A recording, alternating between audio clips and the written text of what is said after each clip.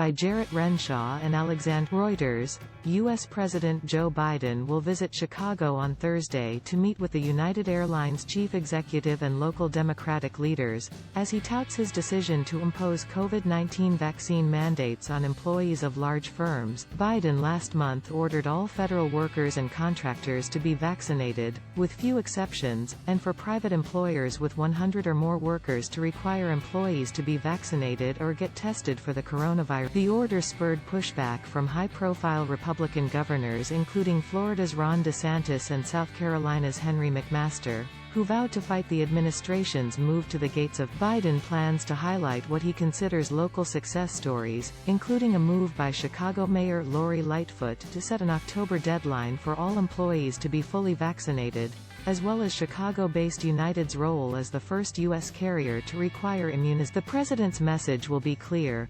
vaccination requirements work, the White House said in an emailed statement, previewing the visit. Such mandates get more people vaccinated, helping to end the pandemic and strengthen the economy, the statement added. White House COVID-19 response coordinator Jeffrey Zients echoed the theme in an interview with CNN on Thursday. Vaccine requirements work.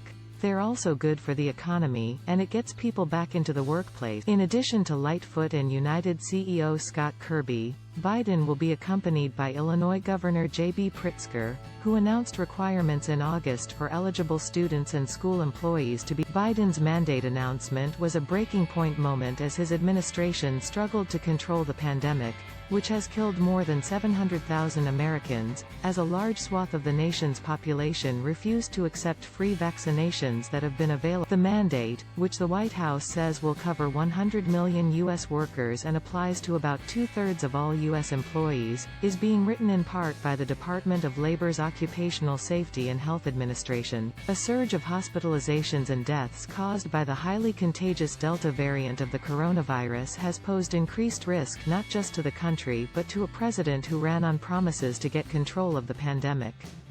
Biden's approval ratings have sagged since he said in July the United States was closer than ever to declaring our independence from a deadly. U.S. Centers for Disease Control and Prevention, CDC, Director Rochelle Walensky said on Wednesday that cases and hospitalizations have edged down on average over the last 7 days, but cautioned that deaths, a lagging indicator, are still at 1,004. Biden will also visit a construction site in Elk Grove Village being built by construction firm Clayco, which plans to implement a system of vaccinations or testing for all its employees, the White House said. United Airlines said last month that nearly 600 U.S.-based employees faced termination after failing to comply with the carrier's vaccination policy. American Airlines and aircraft parts manufacturer Spirit AeroSystems said on Wednesday they would meet a deadline of December 8 set by Biden to require vaccines for their. Reporting by Jarrett Renshaw and Alexandra Alper. Editing by Lincoln Feast and Bill Burkrot.